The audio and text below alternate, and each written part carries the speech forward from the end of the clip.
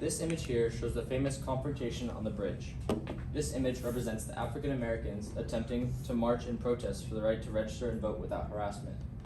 The dogs in the image represent law enforcement's attempt to scare off or stop the African Americans. If the African Americans decided to back down from their march because they were too scared and wait for another time, they would have never been able to continue their march, winning the right to register and vote. Good morning. My name is John Anthony, and today I'll be talking about the negative effects procrastination has on adolescents. This poses my question. To what extent does procrastination negatively impact the lives of adolescents, and what can we do to eliminate procrastination? Procrastination is a very negative thing with little to no pros about it. Although most people understand the negative effects procrastination may have on your body mentally and physically, we still tend to ignore those effects. Some effects that can cause negative impacts towards the lives of adolescents are influxes in stress levels, mentally setting individuals up for failure, and consuming more overall time. Although procrastination has all of these negative effects, some things to help stop or limit the amount that we procrastinate is setting reminders for yourself,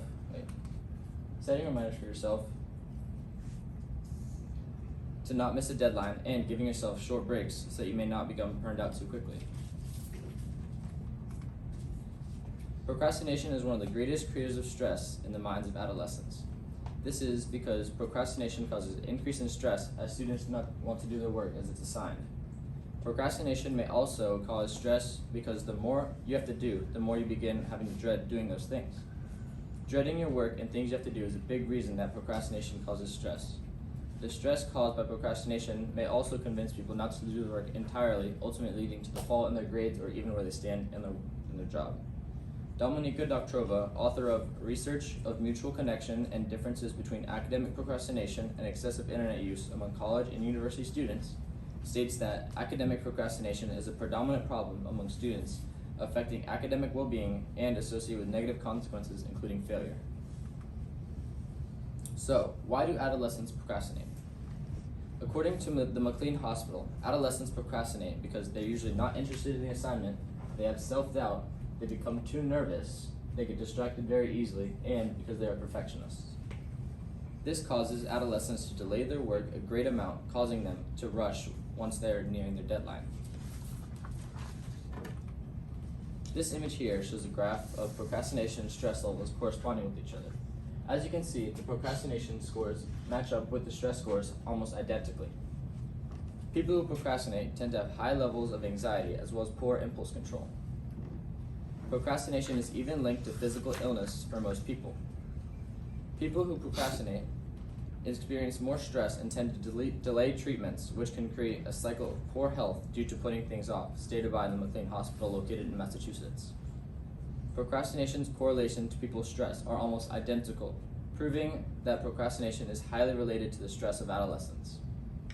According to the McLean Hospital, they also stated that procrastination can lead to poor health, as well as showing us that procrastination has poor physical effects on us. Some physical things that procrastination affects is how you treat your body and how being lazy can negatively affect the way that you see yourself. When adolescents procrastinate, it leads to an increase in anxiety as well as other mental health problems. These problems are almost always the cause of poor social interaction later in life, and also continues to hurt them the more that they hold on to that pain.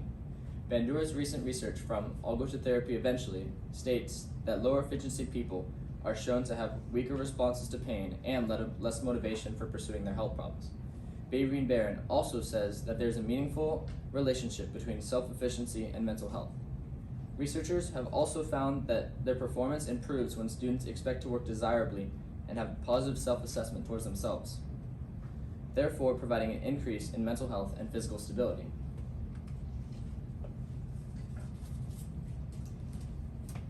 In extreme cases, procrastination can also lead to more lasting effects such as depression, low self-esteem, ADHD, and obsessive-compulsive disorder, depending on the severity of your procrastination levels.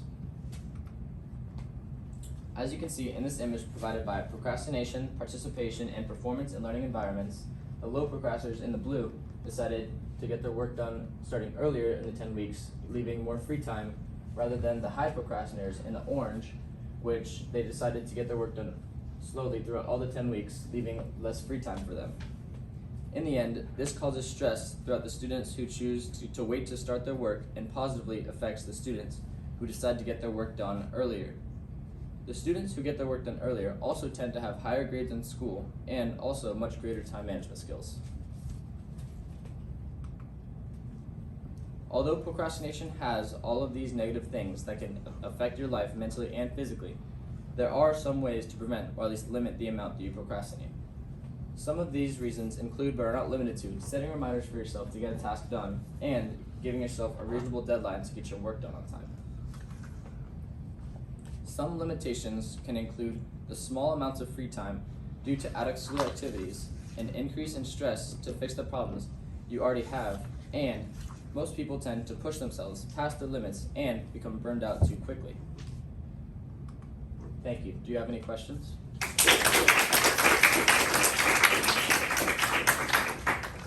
All right, first one. What evidence did you gather that you didn't use, and why didn't you use it? Some evidence that I gathered but I didn't use were like the journalists and researchers' perspectives, because they didn't have strong enough evidence to put into my presentation, and I just decided that I should take more perspectives from the people that do procrastinate themselves and doctors that are more trained in that area. All right, and if you had more time, what additional research would you have done? If I had more time, some additional research that I would do would be researching older people and how procrastination affects them rather than adolescents, and comparing the two.